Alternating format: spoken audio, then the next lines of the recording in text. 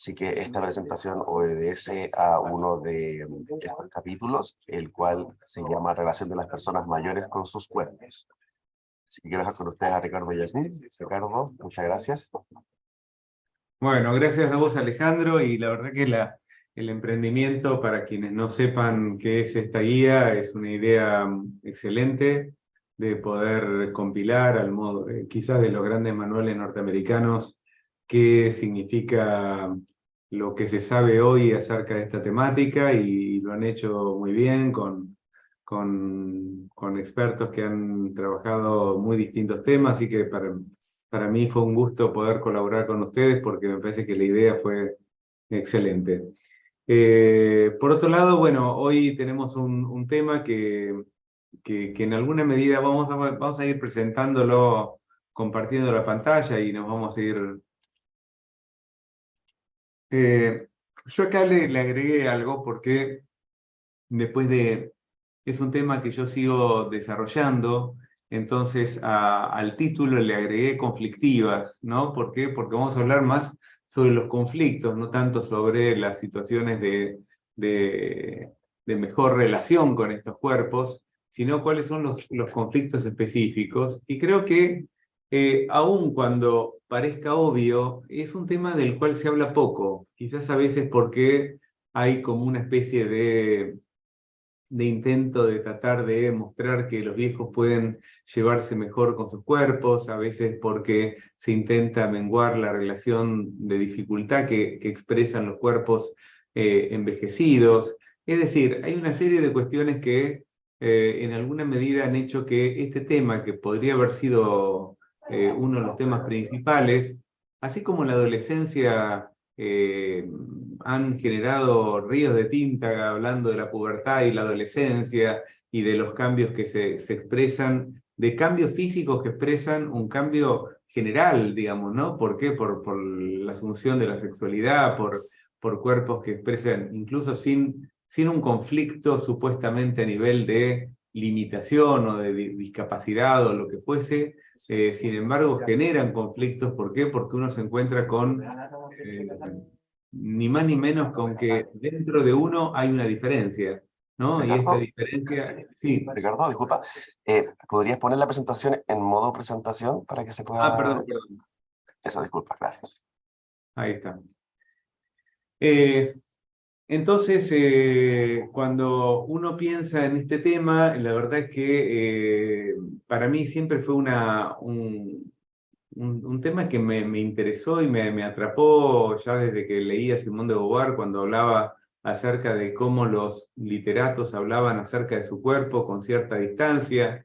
Ella decía que había una cuestión burguesa, ¿no? Intentó darle una explicación que, bueno, que entiendo que algo de razón podía tener y algo que no terminaba de explicarse, y donde intenté empezar a buscar qué pasaba con las relaciones con los cuerpos en mi doctorado hace muchísimos años, y me encontré con algunas particularidades que después vamos a contar, pero la verdad que este es el tema probablemente de mi vida, junto con la sexualidad en la vejez. Digo, me parece que son temas en los cuales hay toda mi teoría de la identidad narrativa, intenta dar cuenta acerca de cómo la persona va relacionándose, va enojándose, va saldando estos enojos, va dándole sentidos nuevos. Me encontré con que en alguna medida mucho de lo que se había dicho, como por ejemplo Erickson, que fue un gran intuitivo, a veces cuando uno lee a Erickson encuentra que quizás sus referencias son un poco abiertas y parece que fueran como un poco moralistas. Sin embargo, él lo que decía es justamente cuando se quiebran estas relaciones entre al interior del propio sujeto, entre lo social, lo psicológico, lo corporal, aparece algo que tiene que ver con un impulso que es la sabiduría. La sabiduría, descompongámosla como la capacidad reflexiva que tiene el sujeto de darle un sentido a su vida por fuera de este orden previo que fue el que lo condujo. Y bueno, todas estas cuestiones incluso han llevado a que entre el artículo y lo que voy a presentar también haya diferencias, porque es un tema que está en permanente transformación, y de hecho hoy estoy en una investigación con un grupo de mi cátedra específicamente sobre estas cuestiones, con lo cual incluso he agregado algunas citas que me pareció interesante, una especialmente que me pareció interesante, pero podría agregar muchísimas y que me parece que hablan acerca de cómo se lee esto. Y por otro lado, digo, para todos los que hacemos psicoterapia es algo tan habitual hablar acerca de estos temas, ¿no? De cuando los viejos dicen me quedé sin fuerza, cuando los viejos hablan acerca de los dolores, de las dificultades, digo, que sin llevar a que esto sea vejez igual la enfermedad, sin embargo, sabemos que se padecen muchas más cuestiones a nivel corporal y que justamente la maquinaria que tenemos, esta maquinaria que hoy llamamos resiliente o lo que sea, que es nuestro aparato psíquico, intenta dar sentidos para tratar de solucionar y para tratar de convivir y convivir con ciertos niveles de placer, de calidad de vida, lo que lleva incluso a que haya altos niveles de felicidad en la vejez. Pero esto es un trabajo psicológico y en el cual todos los equipos profesionales estamos insertos, es decir,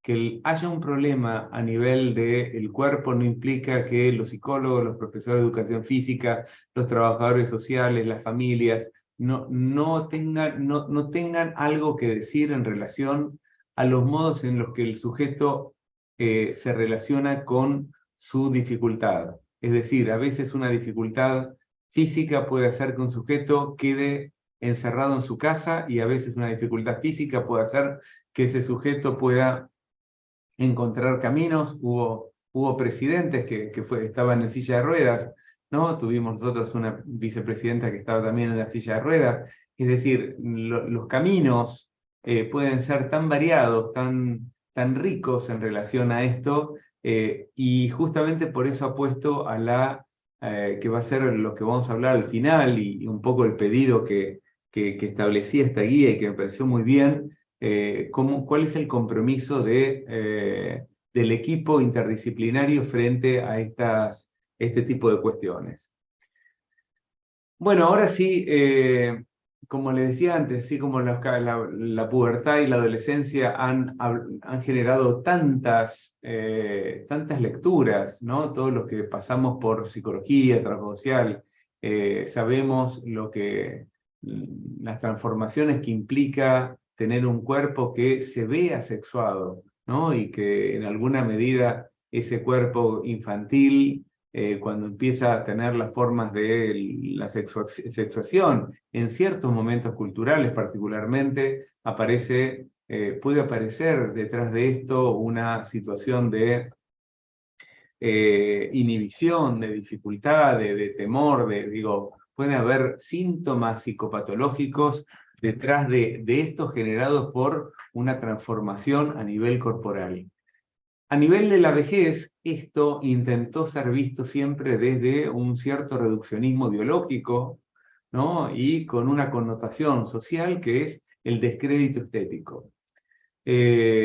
Lo cual lleva a que, como esto se redujo a un tema biológico, entonces pareciera que los que tienen que tratar este tema son los médicos, y en alguna medida ahora los mercaderes de la antiestética, del antienvejecimiento, ¿no? Donde pareciera que intentan vender productos y este tipo de cuestiones a las personas mayores, justamente para trabajar este tema de la vejez, que de otra manera no se sabe muy bien cómo, más allá de que hoy tenemos muchos más recursos que hace algunas décadas. Muchísimos más, esto quiero destacarlo.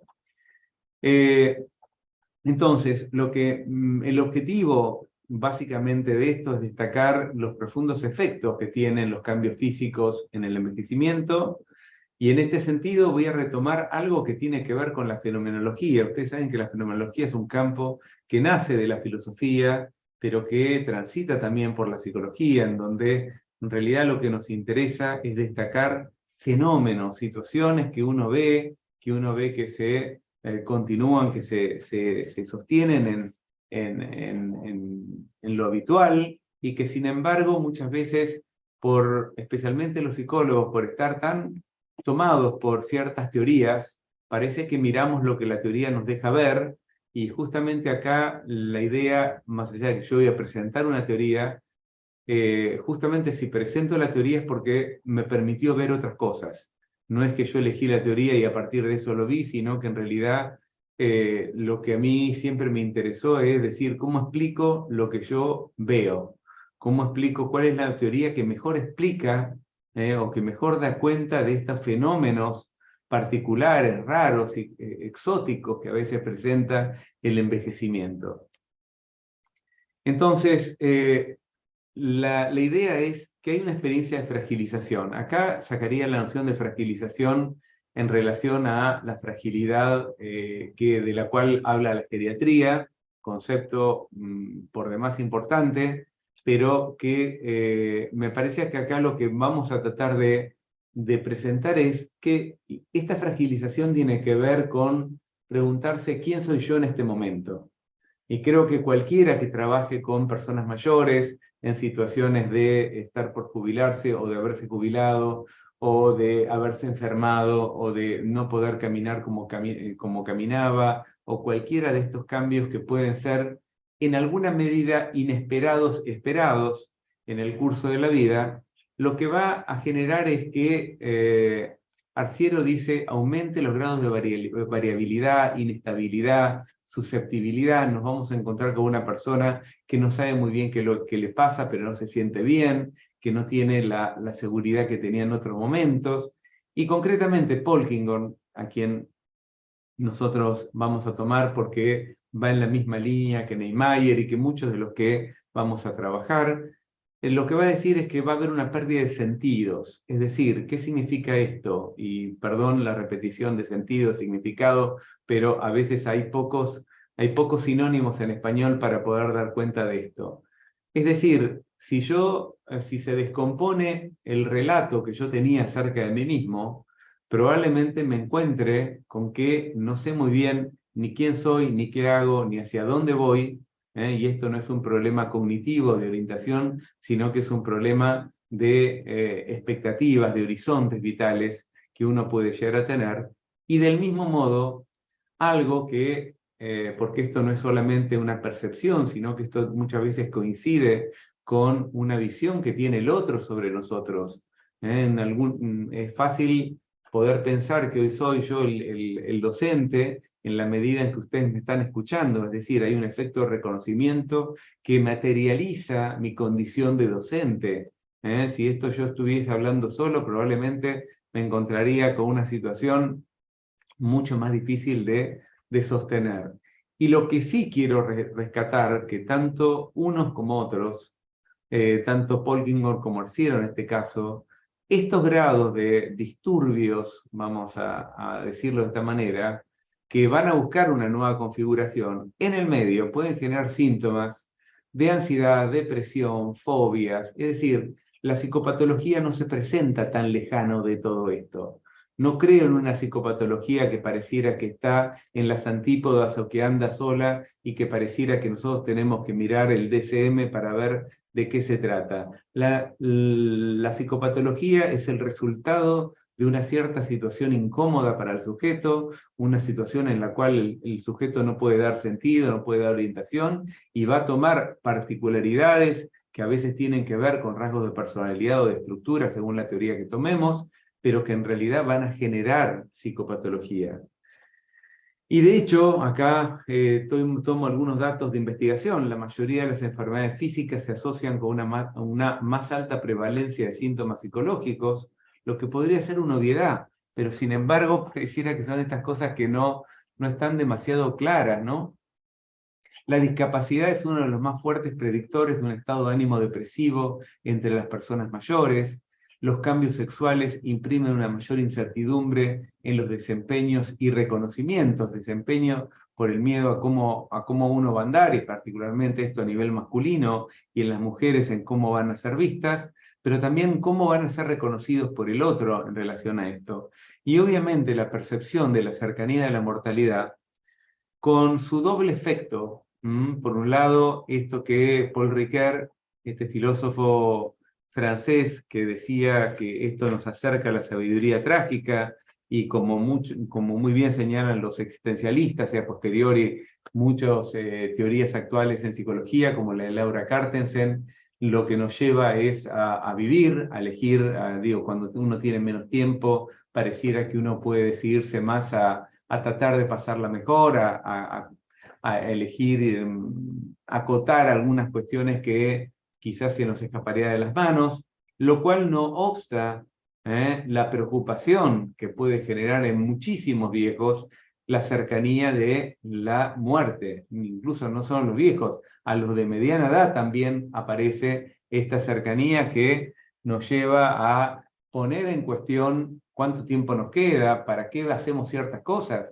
¿no? Porque en realidad acá hay un cálculo cuasi económico, en cuánto invierto en algo que va a durar poco o que va a durar mucho. No es lo mismo invertir cuando uno siente que detrás de uno hay una familia que está desarrollándose, o que hay un trabajo profesional que va creciendo, que cuando uno siente que ya está cerca de la jubilación. Y de hecho hay una estadística que muestra que las personas 5 años antes de jubilarse disminuyen su rendimiento laboral. ¿Por qué? Por un cálculo. Un cálculo de decir, ¿para qué me voy a esforzar tanto si ya igualmente me voy?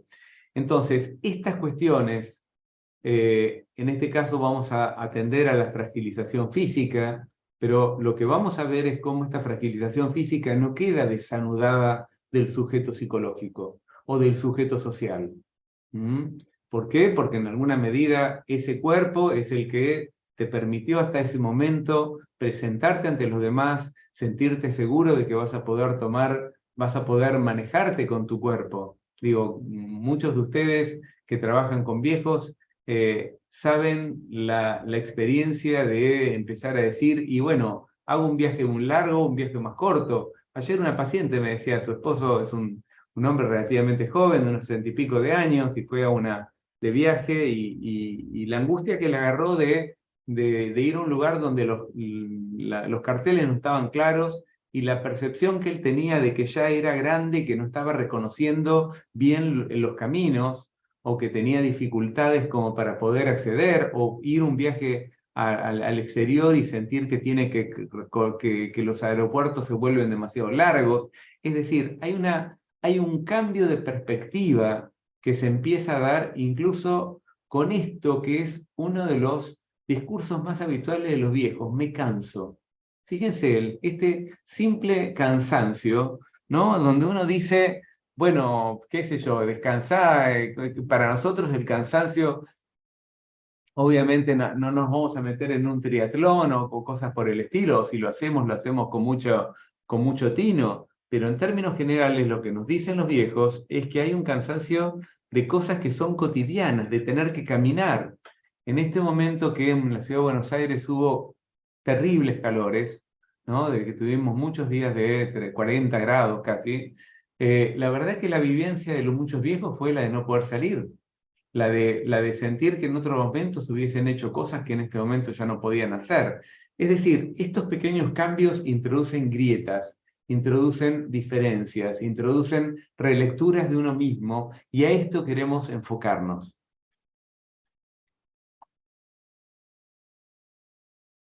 Entonces, estas transformaciones cuestionan la estabilidad de las figuraciones identitarias. ¿Qué es una figuración identitaria? Lo que creo ser.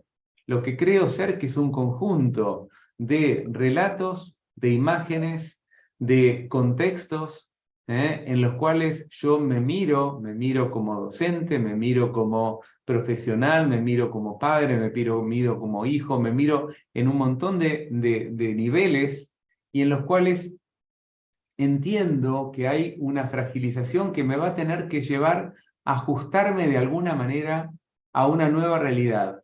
¿Qué significa ajustarme a una nueva realidad? Que en realidad el ajuste implica, voy a tener que, vamos a la vieja palabra que en algunos casos fue muy denostada, que es la adaptación.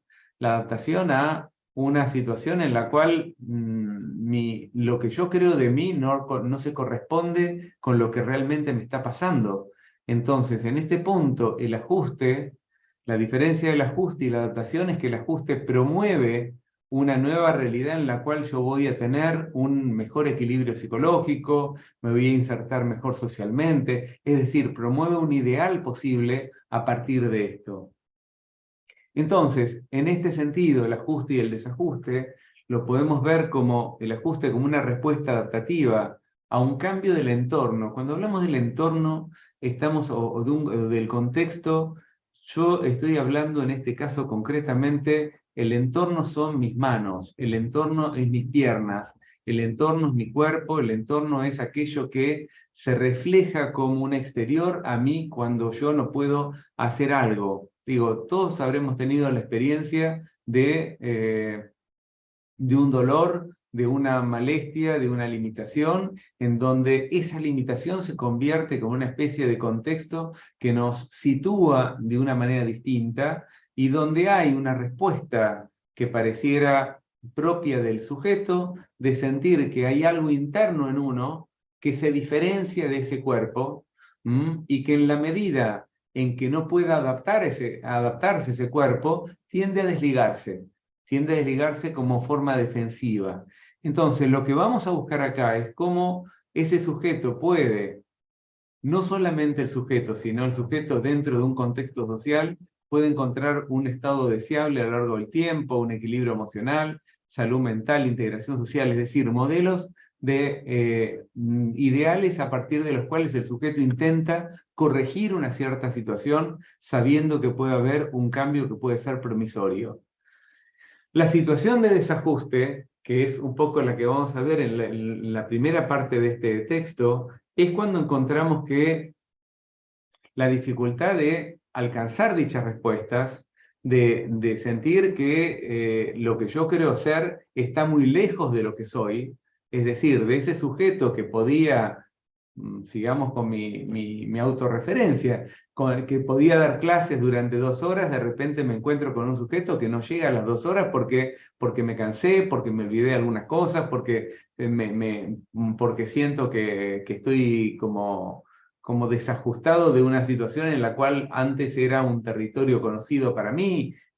Digo, en el terreno del deporte lo podemos ver, pero en lo cotidiano podemos encontrar estas sensaciones de desajuste que en la medida en que este desajuste se profundice, y en esto tenemos mucho dato empírico, es decir, mucha investigación que sostiene esto que estamos diciendo, va a generar lo que Niemeyer llama y Botella llaman quiebres, ¿no? Quiebres como situaciones en las cuales se van a pronunciar depresiones, ansiedad, angustia, problemas de conducta como respuestas ante esta diferencia entre lo que quiero y lo que soy. Incluso ante situaciones de poco cálculo del riesgo que podemos tener cuando nosotros no comprendemos que nuestro cuerpo cambió a tal punto como para dejar de hacer ciertas cosas que podíamos hacer antes. Y el trastorno de adaptación está definido por el DSM como cuando los síntomas emocionales o conductuales son clínicamente significativos. Tema que no nos vamos a tomar, lo pongo simplemente como para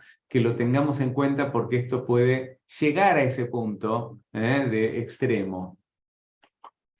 Entonces, el ajuste como adecuación narrativa del control y la orientación. ¿Por qué hablo de narrativas? Lamentablemente la palabra narrativa nos lleva a la literatura. La literatura lo único que tiene que ver con esto es que nosotros hacemos literatura con nuestra propia vida. Es decir, somos autores de nuestros propios textos, podemos decir, pero básicamente son creencias, relatos a partir de los cuales le damos curso a nuestra vida.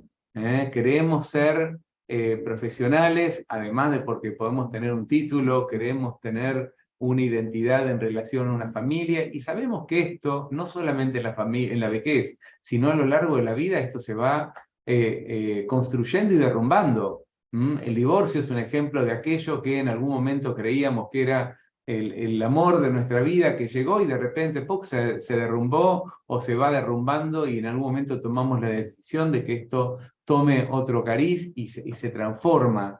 Entonces, cuando nosotros vemos problemas de salud, volvamos a nuestra temática más específica, lo que vamos a encontrar son consecuencias graves para la calidad de vida. ¿Por qué?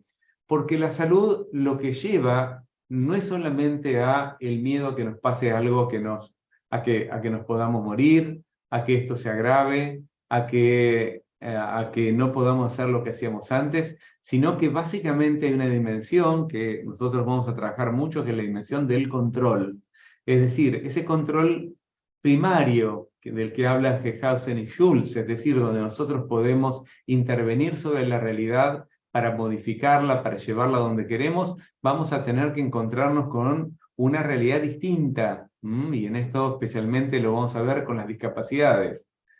Y en este punto, acá hay todo un debate, ustedes saben que hay como toda una gran disquisición, ¿sí? La teoría de el desapego, la desvinculación, en alguna medida era una teoría viejista o edaísta. En realidad acá en Estados Unidos desde hace bastante tiempo se rompió con esta idea de si la teoría de la actividad es la teoría esperable y la teoría del descompromiso es la teoría no esperable. En realidad lo que vemos es que a lo largo del tiempo, comprometerse con algunos objetivos, como desvincularse de algunos objetivos, puede ser muy recomendable. ¿Por qué? Porque la variable de ajuste es la capacidad de control que pueda tener un sujeto sobre su vida.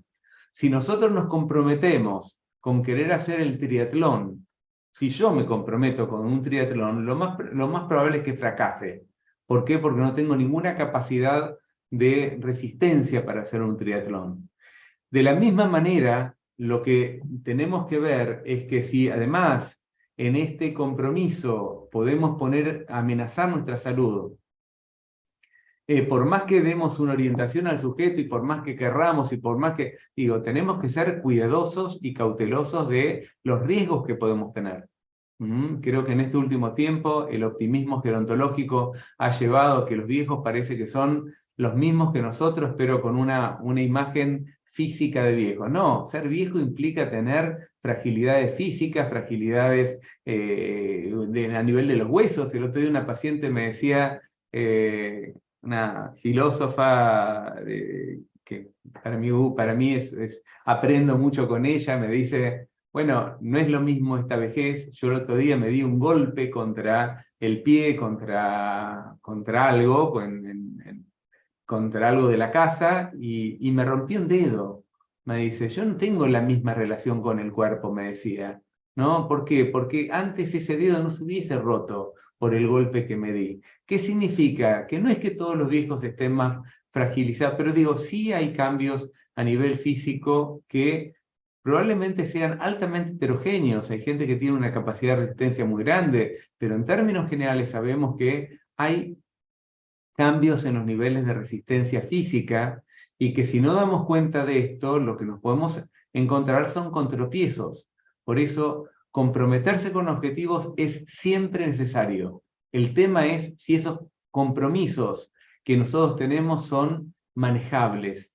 Por eso la teoría del control es una teoría central a este nivel. ¿Hasta qué punto, de una manera primaria o secundaria, nosotros podemos ir controlando, siguiendo acá el esquema también de Gehausen y Schultz?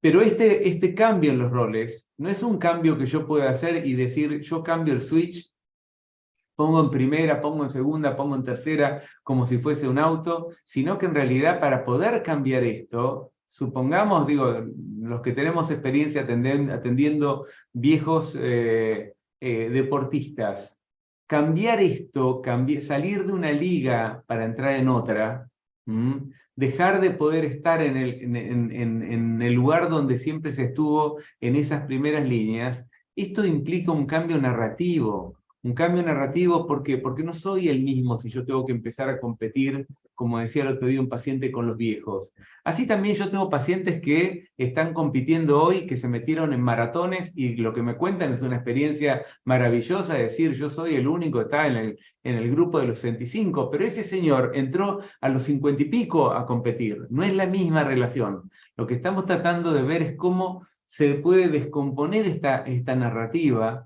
o se puede poner en cuestión esta narrativa de quién soy ahora y cuáles son los niveles de control que tengo para sostener un nivel de orientación. Y acá pongo varias palabras al mismo tiempo. control y orientación, es decir, la capacidad de darnos una orientación en la vida, de que la vida siga teniendo ese estímulo maravilloso que hace que, por más que podamos, cuando nosotros podemos cambiar, los niveles de felicidad pueden ser los mismos estando en primera, estando en segunda, tercera, porque la verdad que la mayoría de nosotros no estamos en primera a lo largo de la vida. No somos ni Messi, no somos ni los grandes, no digo, la mayoría de nosotros somos gente común que nos va mejor, nos va peor, pero y disfrutamos de cómo nos va. Lo que digo es, en la vejez muchas veces lo que hay que hacer es, para poder hacer este cambio de control, hace falta hacer un cambio en las creencias y en los relatos acerca de uno mismo. Creencias sobre uno mismo y relatos sobre uno mismo, estamos hablando del mismo mecanismo. La diferencia del relato y la narrativa es que la narrativa es la composición más general, es decir, implica los esquemas cognitivos, implica todo aquello que tenemos que tener para que el relato pueda funcionar adecuadamente y para que en algún momento pueda haber ciertos niveles de estabilización del relato.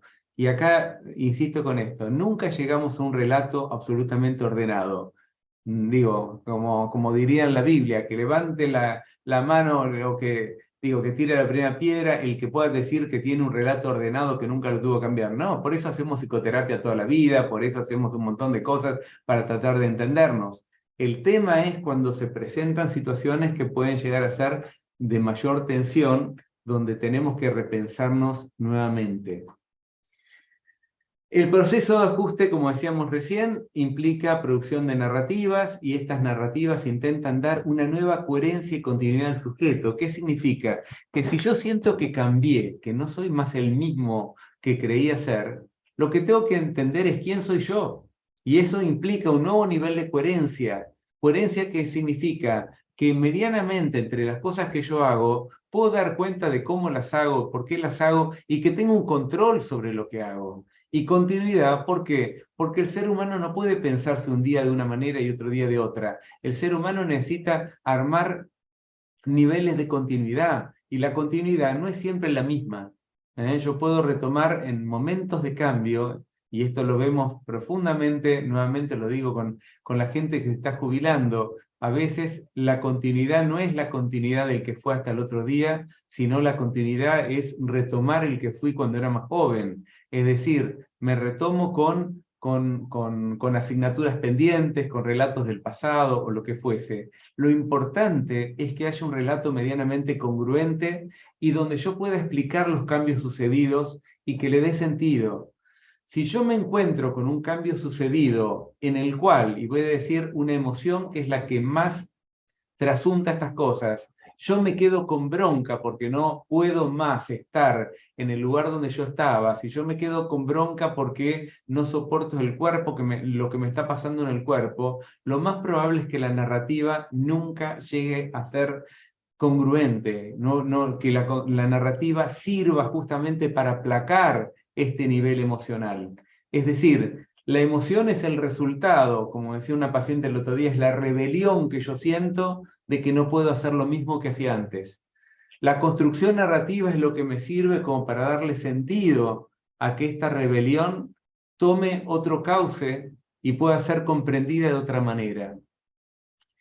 Pero lo que sí tengo que también entender, y esto lo tomo también de los narrativistas que trabajan el tema del duelo, es que en el medio de este cambio emocional, lo que va a haber son respuestas emocionales, como decía recién, la bronca, el enojo, la envidia, la envidia incluso a los más jóvenes, la envidia que muchas veces se expresa que no me dan el apoyo suficiente, pero que a veces es simplemente enojo, y esto lo decía Erickson también, que a veces los viejos tienen envidia de los jóvenes cuando no logran manejar estas situaciones, pero también cambios conductuales, respuestas conductuales y también respuestas fisiológicas. Es decir, ante estas situaciones de profundo cambio, de quiebre, puede haber respuestas fisiológicas que transiten a la enfermedad, tanto física como psicológica.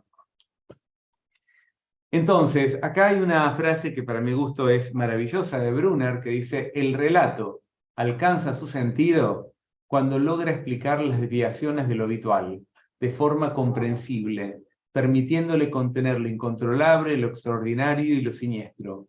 ¿Qué dice en este sentido Brunner? Retoma algo que decía Aristóteles.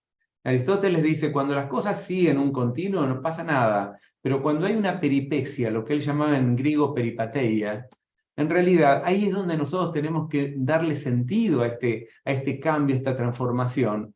Y justamente, como decíamos antes, el desborde emocional solo puede ser contenido a través de una narrativa o a través de un relato que se vuelva comprensible lo que me está pasando. ¿Comprensible qué significa? Comprensible para mí, comprensible para cada uno, porque en realidad yo puedo entender bueno, que mi tiempo ya pasó y que ahora estoy haciendo otras cosas, y otra persona puede entender que mi tiempo no pasó nunca. De hecho, Biden tiene 79 años y no creo que piense que su tiempo ya pasó, ni el presidente chino, que también tiene 79, ni Lula. Es decir, ahí nos encontramos ante una notoria variación en la cual también las metanarrativas, es decir, la cultura local, tiene un gran nivel de incidencia en que nosotros podamos entender que hoy tenemos que pasar a dedicarnos a la familia, o que en realidad la vida sigue en un continuum mucho más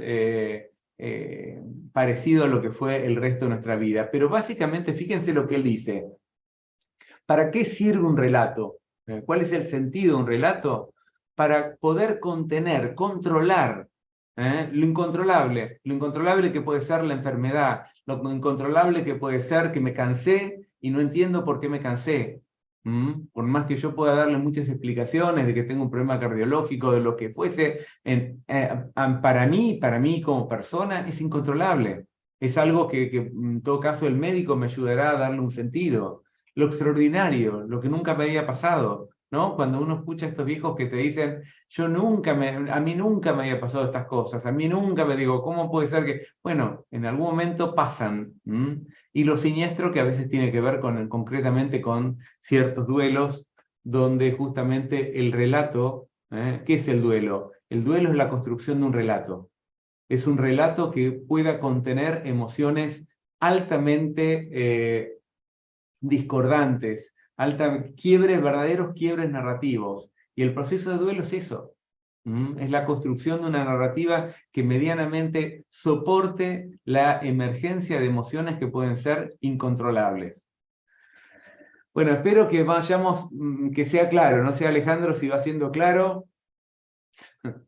Bueno. Sí, está siendo bien claro. Hay algunos comentarios, Dale, pero sí. ¿lo podemos dejar para el final o No, como dale, prefieras? ahora sí, y tomo un mate mientras. Ah, ya, súper. Bueno, también Evelyn nos comenta, y en relación a lo que estaban mencionando del desajuste, ¿cierto? Bueno, mencionar en relación al desajuste, un concepto interesante para pensarlo, el de el yo horror de Singer. Y como un comentario, ¿cierto? Y también Mayra nos comenta que a veces hay que luchar cada uno con su cuerpo. Por ejemplo, si una persona hizo remo toda su vida y llegado a una edad el cuerpo ya no le responde de la misma manera, a veces podemos negarnos a que el cuerpo ya no responde por más que lo haya hecho toda su vida. O sea, a lo mejor uno eh, siente o cree que lo puede seguir haciendo a pesar de que a lo mejor ya no puedo remar como remaba a los 30, a los 20 o ahora que tengo 70, no sé. Y también todos comentan que está bien clara la presentación. Esos son los Bueno. comentarios. No sé si el concepto de yo horror lo tenía... Van a ver que el yo horror en realidad se parece un poco a algo que vamos a contar ahora, más allá de que no conozco exactamente qué es lo que dice Singer en relación a esto, pero me parece que es la representación negativa de sí mismo, que van a ver que se parece muchísimo a lo que yo hablo como los tipos de cuerpo que expresaron los viejos, y que esto fue un poco parte de mi tesis de doctorado. Y lo que dice el nadador, ¿no? A veces nos encontramos con nadadores que sienten la alegría de poder seguir remando, remeros o nadadores que pueden seguir haciéndolo a su medida. Y hay gente que no acepta ninguna medida. Y en esto yo no me interesa marcar rasgos de personalidad. Lo que me interesa ¿Por qué? Porque si no caemos muy fácilmente en decir, estos son narcisistas, estos son personalidades compulsivas. Digo, seguramente la personalidad está, pero yo parto de la teoría de la complejidad. Es decir, que en realidad cada fenómeno psicológico es el fruto de muchísimos elementos que suceden en el microsistema, en el mesosistema, en el macrosistema, es decir, que están en muchos marcos, y por eso es que el mismo sujeto, cuando cambia de marco, cuando cambia de contexto, es capaz de hacer cosas que en otro contexto no hubiese hecho. Entonces, esta cuestión de terminar, que pasa a menudo en ciertas psicologías, de terminar acusando al sujeto de que en realidad por su estructura XX no puede hacer ciertas cosas, yo siempre las pongo en duda y digo, ¿en qué contexto es que ese sujeto puede o no puede? Y cuáles son los contextos que podrían darle ventajas para que lo pueda realmente hacer. Entonces, volviendo ahora sí, ¿qué es una narrativa de la identidad? Es el relato que nos hacemos en un momento y contexto específico de la vida. Y los contextos, tomemos esta idea de Bronfenbrenner. ¿Por qué? Porque Bronfenbrenner lo que nos mostró es que hay múltiples contextos al mismo tiempo y que no siempre nos comportamos de la misma manera. Yo he trabajado muchos años en grupos de viejos, donde los viejos me decían, yo en mi casa soy el abuelo, acá soy yo mismo, acá yo me animo, acá yo puedo bailar sin el bastón, en mi casa siento que tengo miedo. Es decir, la relación del sujeto con los entornos es mucho más compleja, y por eso vuelvo a remarcar, el fenómeno psicológico no es un fenómeno en sí. Nadie puede decir que hay una causa X para demostrar lo que es un fenómeno psicológico, sino que hay una multiplicidad de causas que explican el fenómeno. Entonces, lo que sí es cierto es que esta organización narrativa, suma de creencias, de imágenes, de representaciones de sí mismo en un contexto y momento particular, puede direccionar y ordenar de manera significativa y valiosa al individuo y a la comunidad. ¿Por qué? Porque hay una identidad que también puede ser comunitaria. Entonces, en este sentido, necesitamos que la identidad tenga cierto margen de consistencia. Consistencia, ¿qué significa? Que nadie puede cambiar tanto. Y hay también en este sentido muchos que apuestan muchísimo por la flexibilidad de la identidad. Es cierto que la flexibilidad es en alguna medida la capacidad del ser humano de poder cambiar, y es una capacidad maravillosa que nosotros tenemos. Pero la investigación empírica lo que nos muestra es que la gente que cambia demasiado, que es demasiado flexible, no la pasa bien. Los niveles de felicidad, de calidad de vida son más bajos en gente que es extremadamente flexible. Mientras que cierto nivel de consistencia, consistencia ¿qué significa? Llevándolo a términos piagetianos, de tratar de llevar los cambios a elementos que uno conoce, que uno maneja, esto nos permite medianamente tener menos demandas de la realidad. Entonces, hay una consistencia narrativa que es necesaria. Obviamente, hay un punto en el cual la consistencia narrativa se choca frente a una realidad que puede ser muy diferente y requerimos mayores niveles de flexibilidad. Entonces, la flexibilidad implica ajustes, ajustes que tenemos que hacer, lo cual no significa que ese ajuste se vaya para cualquier lado. No vamos a hacer otro distinto totalmente. Vamos a ir cambiando medianamente en relación a eso que nos dio consistencia a lo largo de la vida. Las crisis vitales, y acá ponemos un término mucho más banal en algún sentido, pero que en realidad lo que me interesa es que más allá de toda esta cosa que se ha hablado tanto de las crisis vitales, es que genera una discontinuidad en la narrativa de la identidad. ¿Por qué? Porque si esto genera una ruptura biográfica en que yo creo ser, una ruptura narrativa, que me deja sin relato, que no sé muy bien hacia dónde voy, que me puede dejar desorientado, del mismo modo que el duelo. Fíjense que una de las cuestiones del duelo, más allá del dolor, es que me deja desorientado. ¿Por qué? porque el otro que perdí, el objeto que perdí, la actividad que perdí, en alguna medida era un soporte material de mi propia identidad. Yo era en relación a esa pareja que yo tenía, y especialmente cuando pensamos en parejas de 40, 50 años, yo era en relación a ese trabajo que yo realizaba, y a partir de eso, si no lo tengo, no sé muy bien quién soy y hacia dónde voy. ¿Y cuál es mi grado de eficacia? ¿Cuál es el grado del control que yo tengo sobre aquello que puedo hacer?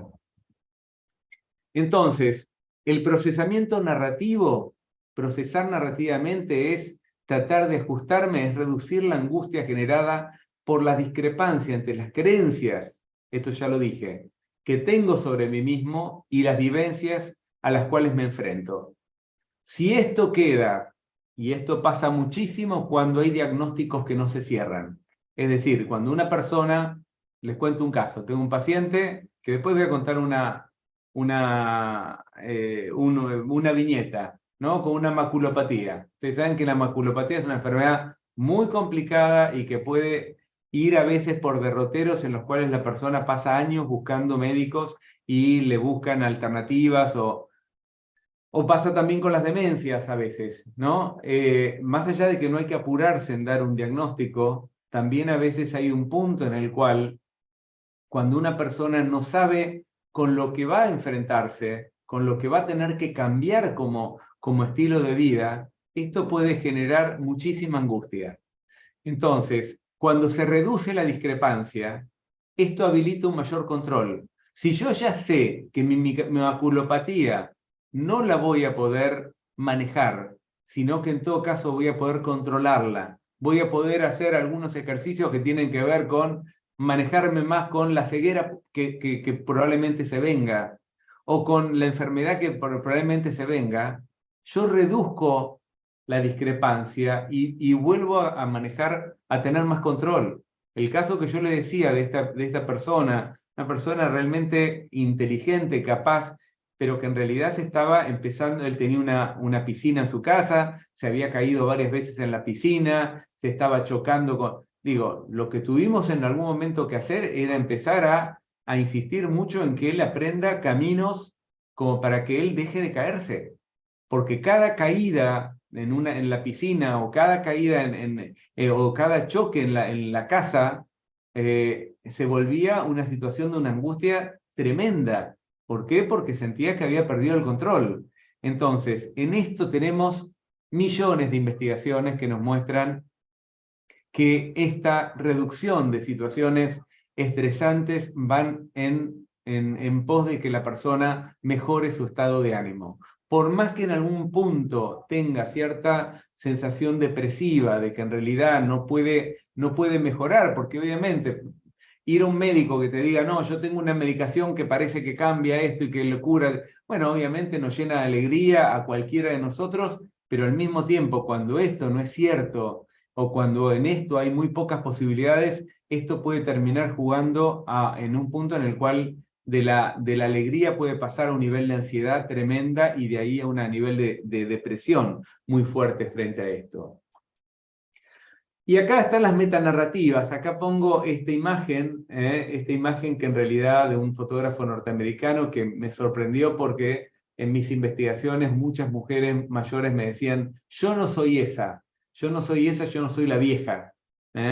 ¿Qué significaba? Que detrás de esto, además, hay una metanarrativa que no permite pensar que esta mujer mayor también es linda, no solamente la mujer joven, que puede encontrar algún tipo de valor en ese cuerpo envejecido, y esto también juega muy en contra de la capacidad que tiene el sujeto de poder recomponerse frente a esto. Y uno de los grandes problemas que hoy tenemos con la vejez es que tenemos muy pocos valores positivos, valores que realmente permitan que un sujeto diga, llegué a la vejez y esto es algo positivo que me está pasando, más allá de dificultades que pueda haber a nivel física, etcétera, etcétera.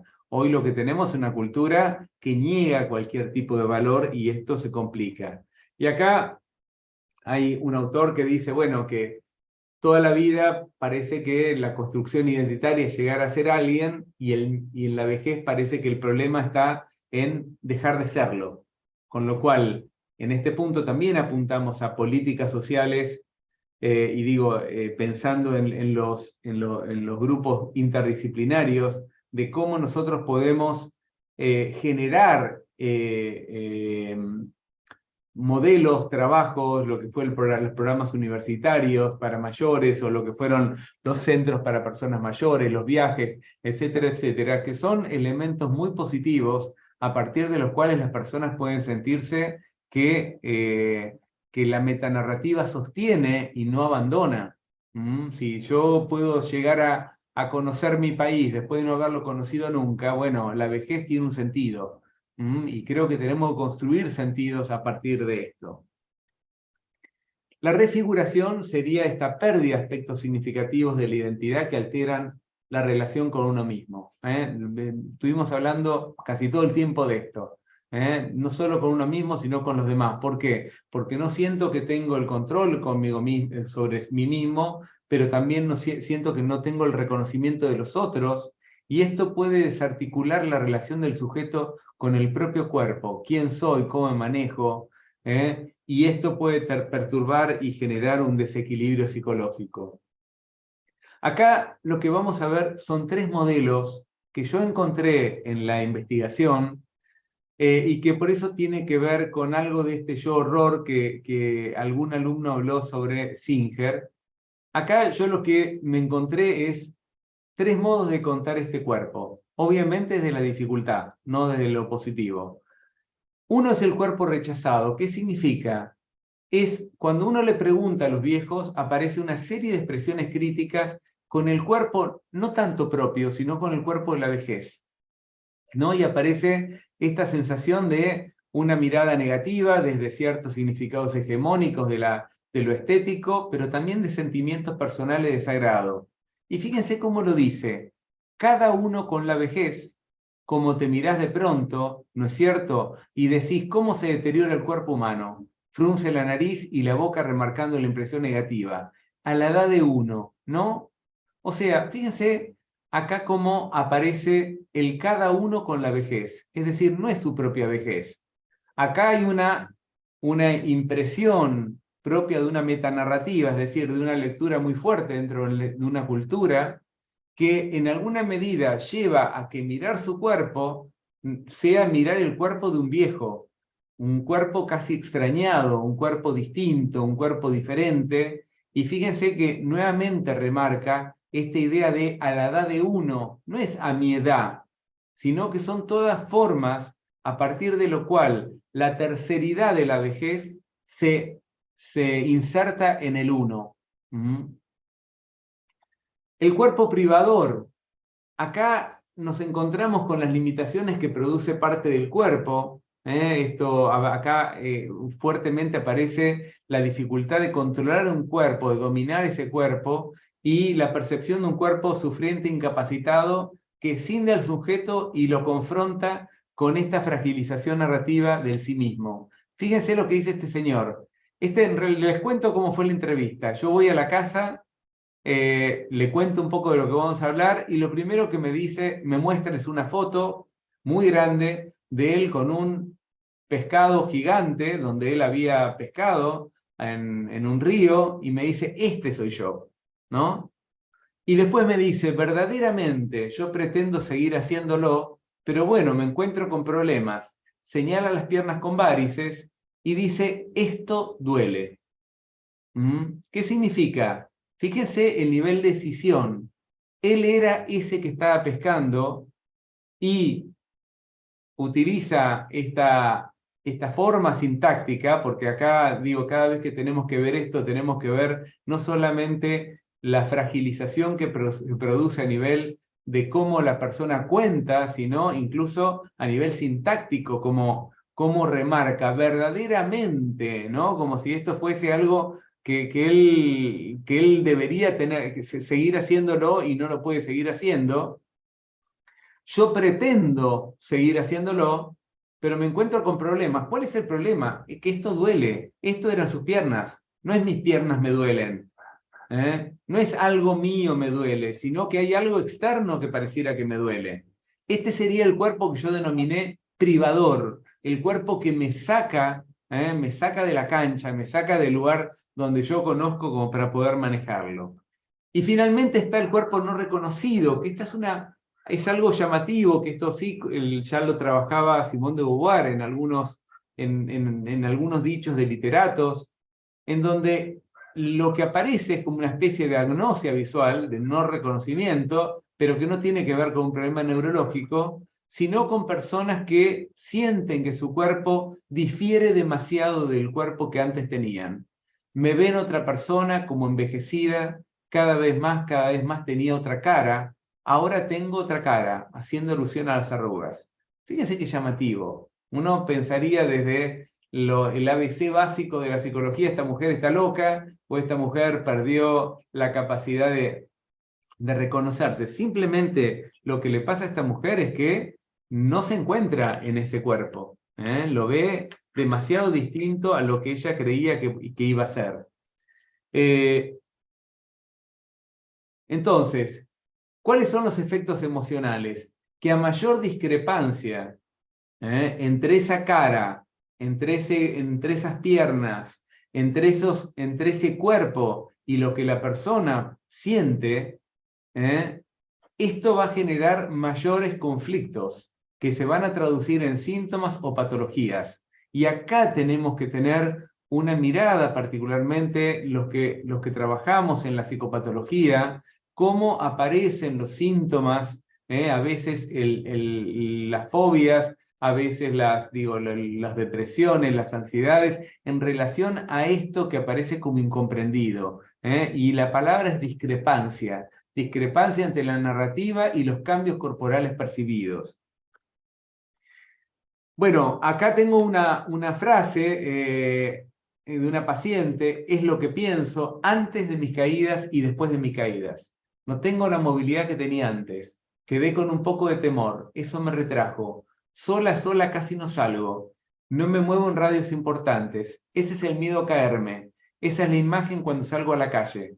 Veo la disminución. Escuchen esto. Veo la disminución, no se ve a ella. Quedé aprensiva, temerosa. Acá tenemos el eje del síntoma que se va a ir perfilando como la fobia. Era más intrépida de lo que puedo hacer ahora.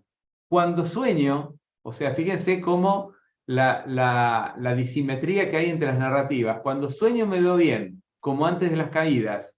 Después me despierto y bueno, le pregunto, como si no terminase de ver quién soy ahora, verme cambiada, diferente. Me despierto con lo que soñé y después ahí estoy. Quedé como ahí, de no verme bien. Ahí no es ella. Ella está todavía en el sueño. Ella está en ese sueño donde ella todavía sigue siendo la misma y donde ella no puede salir de esta representación. Otro ejemplo. Yo salía mucho con mi mujer a caminar. Ahora salimos menos. Pero más que salir menos, es eso, que ya nos cansamos, tanto ella como yo. Bueno, los años se notan, ¿no? Yo creo que yo fui un poco, fíjense la repetición del yo. Yo creo que siempre yo fui un poco, siempre, repite siempre. Acá, en esta nueva investigación que estamos haciendo, estamos poniendo foco en el análisis discursivo y en un fuerte análisis sintáctico. El yo se repite, el siempre se repite. Pesimista, o cómo decir, previsor. Pesimista y previsor parece que están en la misma línea, en un montón de circunstancias. Y siempre, vuelve a aparecer el siempre, pensé que cuando uno llegaba a una edad, bueno, pasan estas cosas que pasan, pero ahora me cuesta. Ahora que me están pasando me cuestan, repite 3 veces cuestan.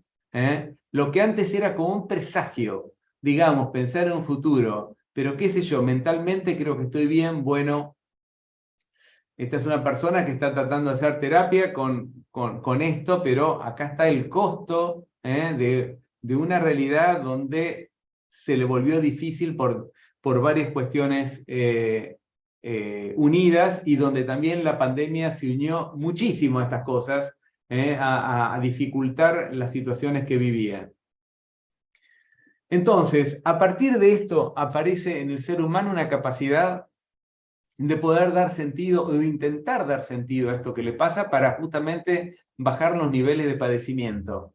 Es decir, esto que nosotros veíamos en la refiguración como dificultad, bueno, el ser humano intenta organizar, dar coherencia, continuidad a la vida en su conjunto, pero básicamente lo que intenta es armar un proyecto narrativo donde los objetivos que se tramen sean no solo deseables, sino controlables, y que se adecuen a los cambios emergentes. En esto vamos a necesitar grados de flexibilidad, pero también de consistencia. Y en esto hay dos psicólogos suizos, Brassater y Greb, que sostienen que para que pueda haber un cambio que sea consistente con el sujeto, es decir, acá estoy mezclando flexibilidad y consistencia, lo que tiene que haber es cierto margen de continuidad, cierta continuidad, acuérdense, no solamente con el que fui ayer, sino con el que fui cuando era más joven, cierta relevancia discriminatoria, es decir, sentir que no soy el mismo viejo que otros viejos, sino que tengo marcas que me individualizan, y cierta significación biográfica. Es decir, que mi biografía no pasó en vano, sino que hay algo que tiene que estar marcado en esto. Y esto tengámoslo muy en cuenta los que trabajamos en los equipos interdisciplinarios, que los viejos no son iguales a los viejos. Los viejos son seres humanos con sus diferencias que las van a mantener a lo largo de la vida, y vamos a intentar que esa vejez, tomando una frase de Simón de Beauvoir, no sea una parodia ridícula. Y la parodia ridícula significa que a todos les va a gustar, bueno, en Argentina, a todos les va a gustar el tango, a todos les va a gustar, parece que a todos les va a gustar lo mismo o se van a volver historiadores. Los viejos son grupos altamente distinguibles, y tenemos que marcar sus diferencias. Berenice Neugarten, una gran psicóloga norteamericana en la Universidad de Chicago, que abrió un campo enorme a la psicología que hoy estamos viendo y del curso de la vida, decía, necesitamos cada vez más grupos de viejos. ¿Por qué? Porque los viejos son diferentes. Y en este sentido, abrir y no homogeneizar a los viejos, esto es algo absolutamente necesario. Los programas universitarios para mayores tuvieron un gran triunfo. ¿Por qué? Porque supieron captar a las clases medias más educadas, que hasta ese momento tenían grupos muy generales, que los unían a otros que no se sentían identificados y que no tienen por qué sentirse identificados. Y ojalá en algún momento no haya tantas diferencias y probablemente los viejos puedan manejarse en grupos cercanos a los que se manejaron a lo largo de la vida. Entonces, ¿qué es lo que hace el sujeto frente a esta configuración? En principio, tiene que haber una modificación de estándares internos, valores o conceptualizaciones, donde una restricción física intratable o crónica pueda convertirse en algo distinto. Es decir, tengo un paciente que estaba muy enojado con su artritis, que no lo dejaba moverse, y una de las grandes soluciones fue haberse comprado, vieron estas nuevas impresoras que generan objetos, ¿no? Y para él fue una gran salida. Fue una gran salida, ¿por qué? Porque en realidad él sentía que podía darle a su familia, a sus amigos, y estar en ese taller significaba un lugar que era seguro, que él podía estar y que en alguna medida podía seguir creando, como en alguna medida, no es que él había sido creador a lo largo de toda la vida, había sido economista, pero retomó un deseo antiguo donde él se revalida en relación a esto. Esto Spranger y Schwartz lo llaman como priorizar objetivos y dominios de la vida que permiten mantener una calidad de vida, dejando de lado algunas cosas que ya no son. Esta reducción de objetivos también es importante que en algún momento nosotros podamos acompañarla. Es decir, cuando no hay posibilidades de avanzar hacia otras cuestiones, reducir ciertos objetivos. Digo esto ¿por qué? Porque a veces también en esta mirada hiperoptimista que tuvo cierta gerontología, llevaba a que pareciera que tomemos esta frase famosa, ¿usted puede? Bueno, a veces usted no puede, pero sí puede hacer cosas que en esos objetivos la persona se pueda sentir confortable y segura con lo que está haciendo. Entonces, esta es parte de nuestra tarea del equipo interdisciplinario, Y digo del equipo interdisciplinario, ¿por qué? Porque quizás esto aparezca a través de un diagnóstico médico, pero que después vaya recorriendo un montón de otros agentes que tengamos que acompañar a que en esa reducción haya cosas que sean verdaderamente valiosas. Acá hay un ejemplo que es el SOC, que muchos de ustedes lo deben conocer: selección, optimización, compensación, de la Escuela de Berlín, con personajes como Baltes a la cabeza, y donde, antes de, esto ustedes lo van a ver en el texto, pero el famoso ejemplo es el de Arthur Rubinstein, famoso compositor y pianista, que hasta los 93 años tocaba, y cuando le preguntaron cómo hacía para seguir tocando conciertos a los 93, lo primero que él dijo es que había esto que vamos a llamar metaregulación, es decir, hacer coincidir los objetivos, seguir tocando, con las oportunidades que él tenía, que eran la capacidad en sus manos. Primero seleccionaba piezas que no sean tan complejas para él, tan complejas a nivel de la rapidez, de las complejidades que puedan tener tocar el piano, que no soy un experto. La optimización, ¿qué es la optimización? Atender a pocas cosas, utilizar la experiencia que tuvo en relación a esto, persistir, insistir con estas cuestiones, y finalmente compensar lo que antes podía ser la rapidez de las manos con una ralentización de la pieza, en la cual él pueda darle rapidez en algunos momentos, pero en términos generales hacer una pieza más lenta. Esto, que uno podría decir es una pequeña obra de arte humana, ¿por qué? Porque esto en realidad digo, es como transformar la vida a la medida de las posibilidades de uno, que no todos pueden salir de las demandas externas y del apuro que a veces tenemos hoy en poder hacer otras cosas, pero que en alguna medida es un modelo muy simple que sirve como para poder manejarnos particularmente con estas personas que tienen limitaciones y que justamente en esa limitación pueden lograr algo muy valioso. También en esto tenemos que integrarlo en nuestra vida como proyecto narrativo, tratar de introducirlo en nuestro esquema de vida, a veces cambiando esquemas preexistentes. ¿Por qué? Porque a veces, si nosotros creíamos que más es mejor, ¿no? Que esto es algo que la sociedad nos indica muy a menudo: ¿cuántas cosas hiciste hoy? ¿O cuántas veces saliste? ¿O cuánto te moviste? ¿O cuántos kilómetros caminaste? Pareciera que hoy estamos manejándonos numéricamente. Si nosotros no modificamos estas creencias preexistentes, probablemente sintamos que estamos en falta permanentemente. Y también modificando el significado de los eventos. ¿Qué significa esto de me caí? Digo, me caí es una experiencia tremenda, y muchas veces la gente lo vive como metáfora de caídas mucho más generales. La caída las tenemos que trabajar, tenemos que pensar cómo trabajar con situaciones en las cuales una caída o una limitación o un olvido pueden ser parte de una vida en la cual el humor, en la cual la compañía con otros que les pase lo mismo, en las cuales nosotros como equipos interdisciplinarios podamos darle sentidos no trágicos, sino sentidos en los cuales la persona se cayó porque estaba en movimiento y quiere seguir en movimiento. Es decir, todas estas cuestiones son las que nosotros tenemos que pensarlas, y también en una reevaluación de estas identidades retrospectivas: quiénes fuimos, qué queremos tomar de eso que fuimos, y también gozar de eso que fuimos.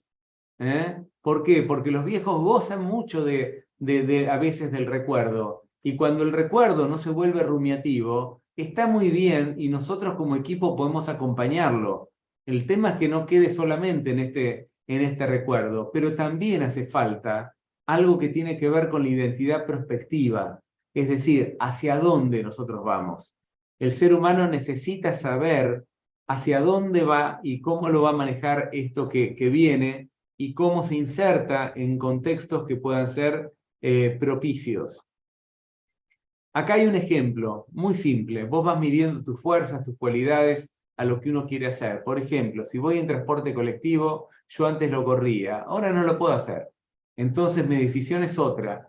Físicamente te modifica, no te da el físico. El estado de uno, no solo mental, sino el físico, todo te va limitando. y ahora lo que tengo que hacer es salir antes. Uno empieza a ver todo desde otro punto de vista, adaptando la parte física y mental a lo que existe. Fíjense qué interesante, es muy simple esto que está diciendo. Él está diciendo cómo cambia su acceso al bus. Ni más ni menos que esto. Y sin embargo, en medio de esto, dice algo que es trascendente. ¿Por qué? Porque dice, mido mis fuerzas, es decir, mido mi control, mido lo que quiero hacer, elijo mejor, o sea, puedo reducir algunos objetivos, quizás algunas cosas no las haga y lamentablemente cuando los transportes colectivos de pasajeros andan muy rápido, lamentablemente las personas mayores dejan de usarlo, a diferencia de Europa, donde vemos que es el medio para las personas mayores. Yo antes lo corría, entonces mi decisión es otra. Cambia la decisión porque ahora no puede hacer algo. Y fíjense que retoma algo de lo que veníamos hablando de los yoes previos. Físicamente te modifica. Físicamente, ¿a quién lo modifica? A él. No te da el físico. O sea, fíjense sintácticamente cómo nosotros tenemos que analizar estas cuestiones, y donde él dice, el estado de uno, no solo el mental, sino el físico, todo te va limitando. Lo cual no significa que él quede en la nada, sino que él lo que utilizó es una estrategia que es salir antes. Puede ser una estrategia muy simple, muy sencilla, pero útil. Entonces, él lo que dice es, uno empieza a ver todo, es decir, hay un ejercicio reflexivo. Esto es lo que estábamos diciendo. Él disminuyó la discrepancia a partir de esto, a partir de ver las cosas desde otro punto de vista, donde la parte física y mental tuvieron que adecuarse a lo que existe. Esto es reducir la discrepancia, ni más ni menos.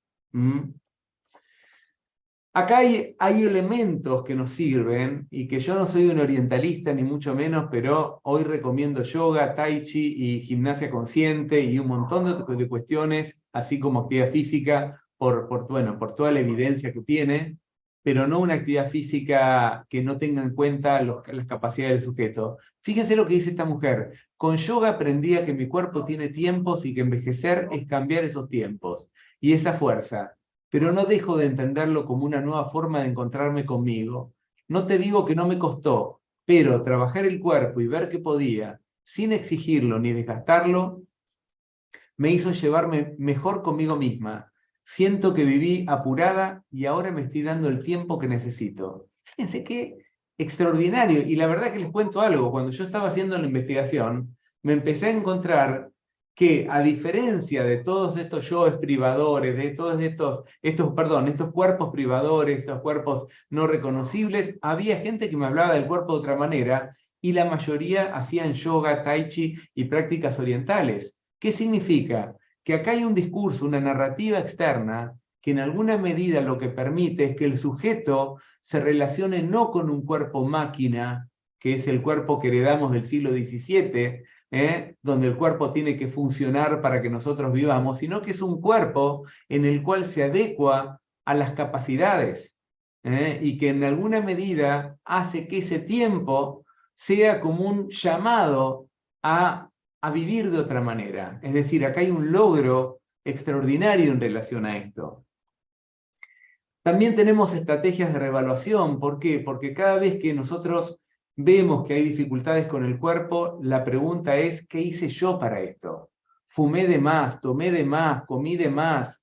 La sensación, ustedes saben que la lógica médica en general es una lógica culposa. Siempre hiciste algo mal, por lo cual parece que hoy está fallando. Lo cual pueden tener que ver en algún sentido, pero también uno dice, bueno, yo tomé o comí o porque me pasaron 1000 cosas en la vida. Con lo cual, poder modificar esta lógica culposa, ¿no? Y poder ver qué es lo que sí podemos hacer ahora es muy importante. ¿Cuál es la responsabilidad del sujeto? No solamente como culpa, sino como responsabilidad a futuro. Y también la toma de perspectiva. Esto es lo maravilloso que tienen los grupos. Cuando la gente entiende que lo que me pasa a mí le está pasando a los demás, y que comparado con los demás yo no estoy tan mal, o que en realidad hay gente más grande que yo que puede hacer algo, esto es lo que a mí me trastocó trabajando con grupos, es básicamente la reevaluación a partir de la toma de perspectivas, donde hay comparaciones sociales que son estratégicas. Si un viejo vive entre gente joven, probablemente la comparación social estratégica sea negativa en muchos sentidos a nivel corporal. Cuando está con gente más grande, se da cuenta que lo que le pasa no es culpa de él, no es problema de él, sino que es un problema colectivo. Y ustedes saben que en la psicología, mal de muchos no es consuelo de tontos, sino que es consuelo. Y si hay algo que la psicología ha verificado, es que es un consuelo que sirve. Fíjense lo que dice este señor. En un momento me sentí el más infeliz. Pensaba si esto era culpa mía por no haberme cuidado lo suficiente o era la edad. Creo que pensaba que a mí no me iba a pasar. Odié mi cuerpo y trataba de estar con gente joven para no verme así. Con la lesión, por correr, paré. Me di cuenta que los años pasan para todos y que para mi edad estoy bien. Es decir, para mi edad estoy bien. No es algo sencillo, es un trabajo. Es un trabajo, ¿por qué? Porque es un trabajo comparativo. ¿Por qué? Porque en realidad es difícil saber qué significa para a los 80 años, que es donde empezamos a encontrar muchas veces estas grandes dificultades. ¿Qué significa que no puedo andar en bicicleta como antes, que no puedo salir a jugar al golf como jugaba antes, o que me canso, que tengo que utilizar estrategias distintas? Bueno, todas estas cuestiones tampoco se nos enseñan demasiado. ¿Por qué? Porque todos tenemos como una idea como muy excesivamente positiva hasta que nos descartan.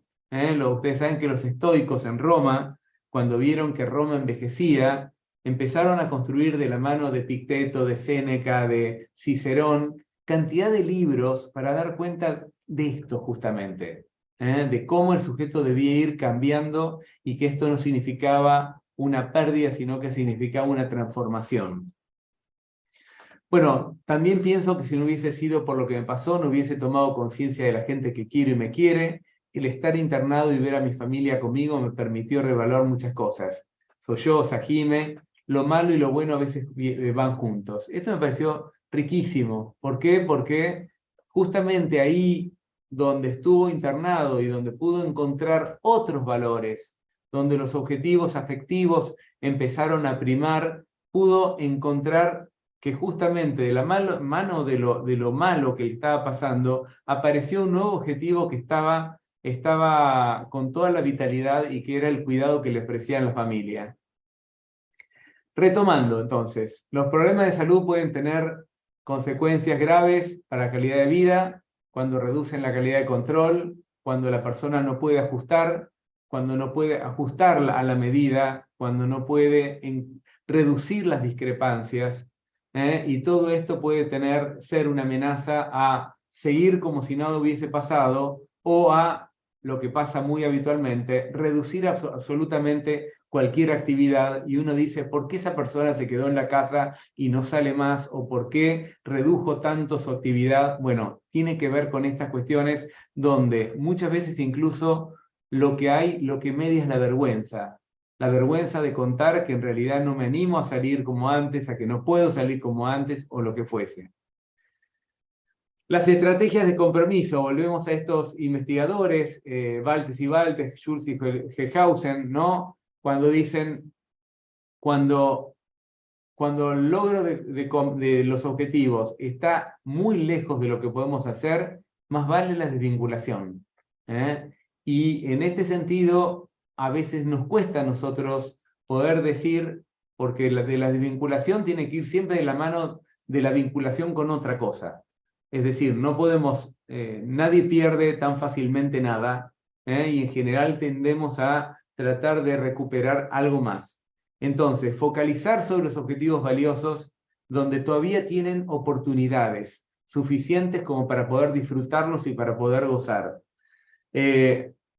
Reconocer que algunas metas se volvieron incansables no significa que hay algunas que sí son alcanzables. Y en este sentido, Hellhausen ofrece todo lo que ellos llaman estrategias de control en ciclos de compromiso y desenganche con los objetivos. Ellos llaman líneas de defensa. ¿Qué significa línea de defensa? Que la persona tiene que tratar de cuidar esa línea en la cual puede manejarse. Volviendo al señor con la maculopatía. Si este señor con la maculopatía, en vez de empezar a aprender cómo manejarse en la casa sin caerse y sin tener un riesgo grave, lo único que seguía haciendo era ir a un médico y a otro para que le digan a ver si puede haber una solución posible, lo más probable es que se siga cayendo y que esta línea de defensa lo deje en un lugar muy indefenso. Esto no quiere decir que no vaya nunca más a un médico para ver si hay alguna alternativa, pero él sabía que iba con los mejores médicos que lo iban a llamar cuando él necesite. Lo que él no tenía claro era cuál era la línea de defensa que tenía que cuidar para mantener su salud física y más que su salud física, su calidad de vida. Entonces, cuando esto ya no es posible, tendremos que ver y tendremos que acompañar desde los lugares que sean cuál es la nueva línea de defensa que el sujeto tiene que mantener. Fíjense, este es el señor que le vengo hablando. En un momento me di cuenta que seguir yendo a ver a más médicos por este problema de la vista me estaba enloqueciendo.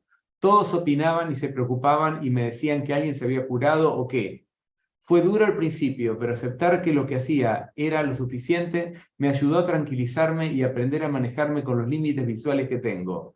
Pude aprender a manejarme de otra manera. Sé que el apoyo de mi esposa y mis hijas fue fundamental en todo esto. Acá hay dos resoluciones que fueron importantes, o tres.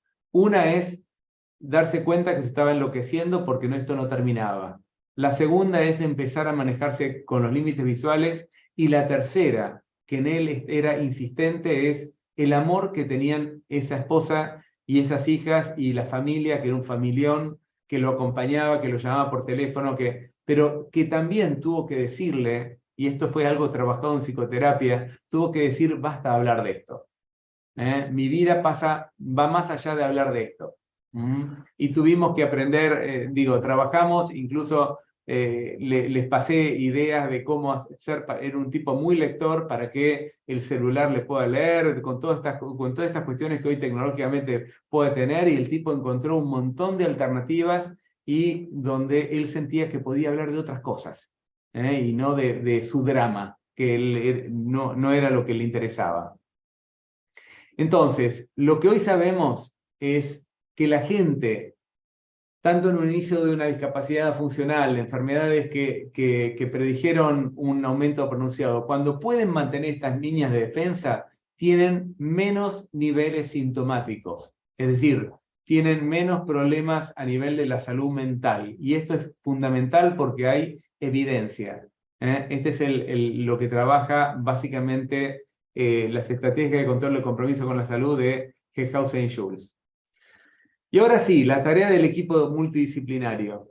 En una tarea tan compleja como la que estamos viendo, donde estamos hablando de la heterogeneidad, pensar que desde la psicoterapia, pensar que desde un grupo puedo solucionar, o pensar que desde X lugar puedo solucionar a todos por igual, es ridículo.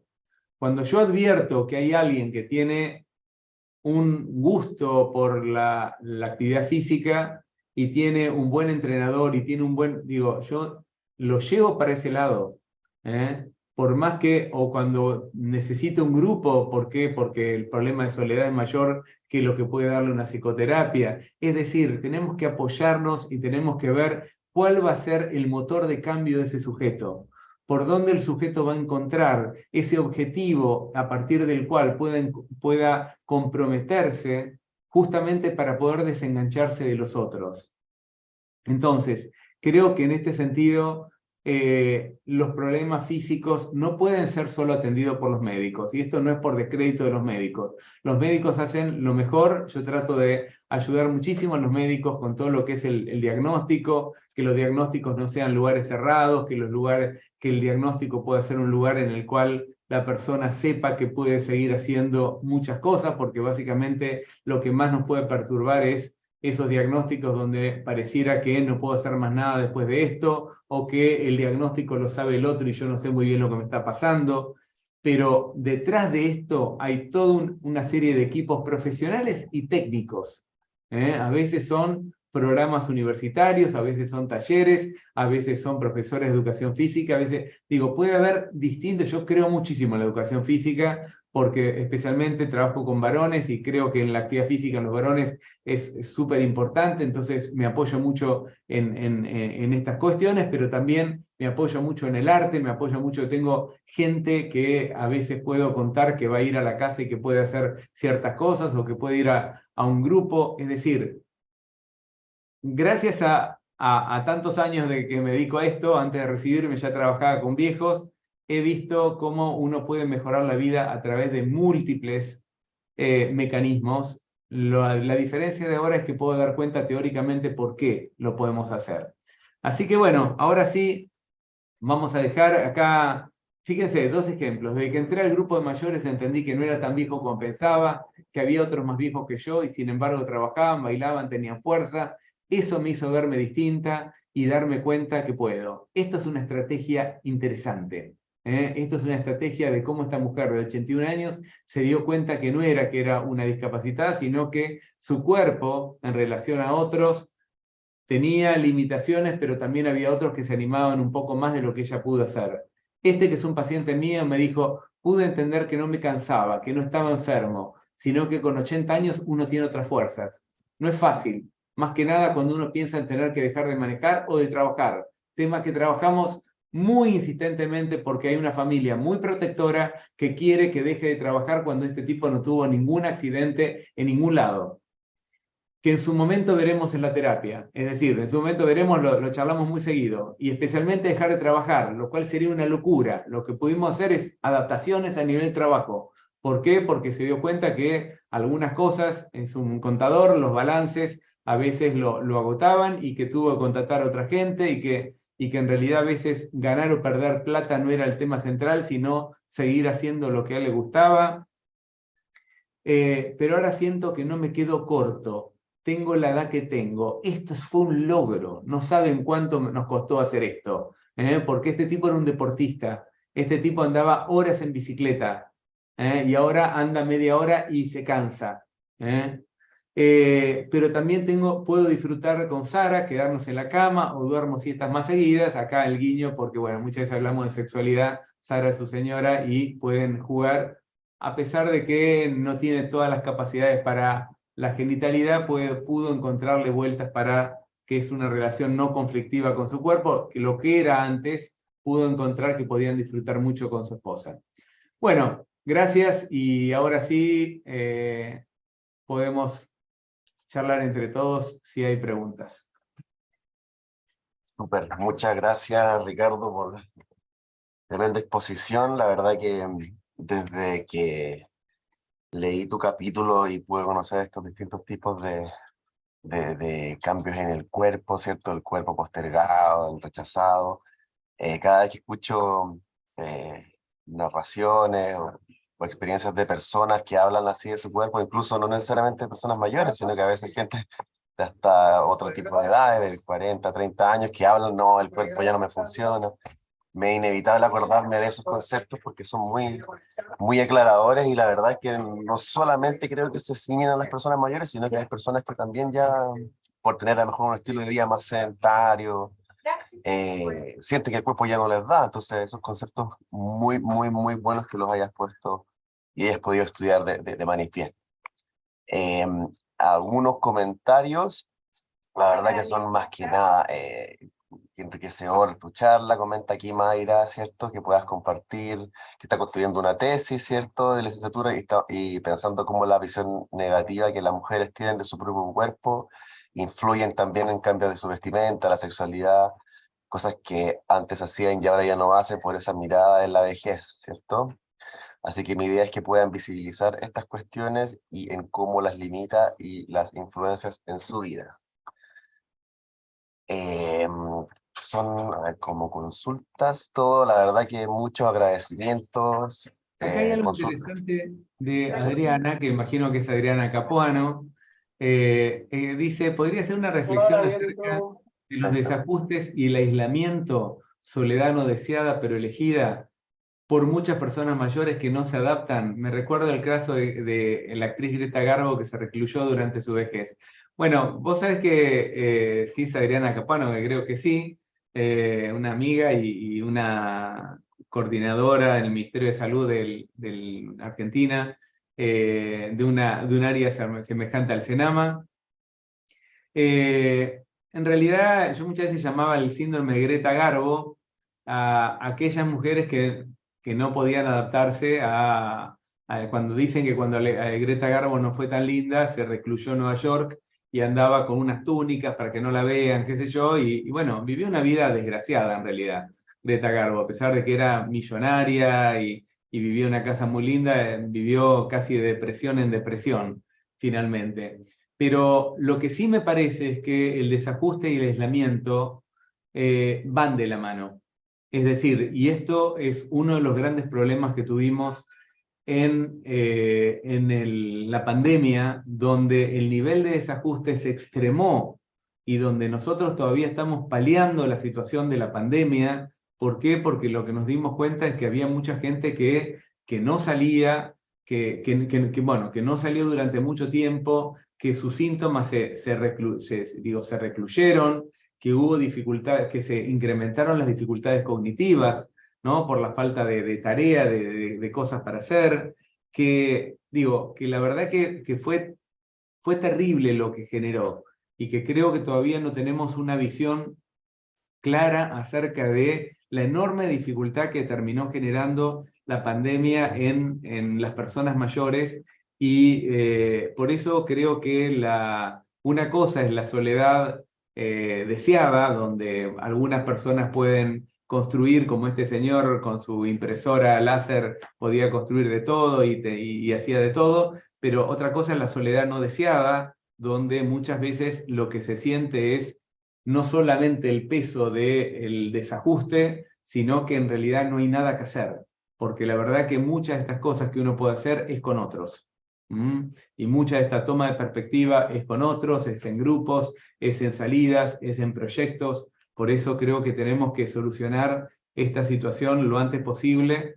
Yo por lo menos estoy advirtiendo acá en Buenos Aires que al gimnasio donde voy yo volvieron los viejos, ¿no? Que antes había cantidad de gente mayor y desaparecieron con la pandemia. Bueno, ahora volvieron y esto me da una alegría porque uno los ve que está recuperándose no en lugares para enfermos, sino con otra gente, y hay uno que está haciendo fisioculturismo y el viejo que está recuperándose, y estas cosas son súper ricas. Digo, esto como tantas otras, como viajes que están empezando a salir o reuniones que empiezan a salir y todas estas cuestiones.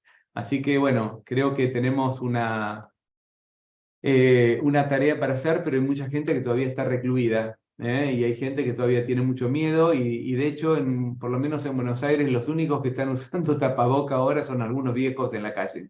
Los demás ya nadie usa el tapaboca. Bueno, a ver acá para pensar en profundidad de lo que pasa en las instituciones de larga estadía, donde los médicos siempre están en primer lugar. Bueno, la verdad que esto es cierto, las instituciones de larga estadía no solamente pierden la idea del otro sujeto, porque ustedes saben que hay un estudio muy interesante de una querida amiga española, María Pía Barenis, donde dice que las residencias muchas veces tomaron el modelo de custodia médica, más que de un lugar donde se desarrollan para vivir. Más allá de que hay ahora residencias muy lindas y muy interesantes, pero siempre el tema parece que es el cuidado médico y la custodia, y por eso la sexualidad está tan prohibida en estos lugares, porque puede ser un riesgo. Bueno, no sé si hay alguna más que podamos contestar. Al parecer, no, hay personas de Mendoza, sí, que te estaban invitando a exponer allá. Ah, bueno, con gusto, tomar vino. Claro. Pero preguntan, otras personas también dicen si se puede repetir esta actividad, a lo mejor ahí le podemos dar una vuelta, a lo mejor a fin de año, si tú tienes espacio, tiempo, se podría repetir, aunque igual esta actividad está quedando grabada.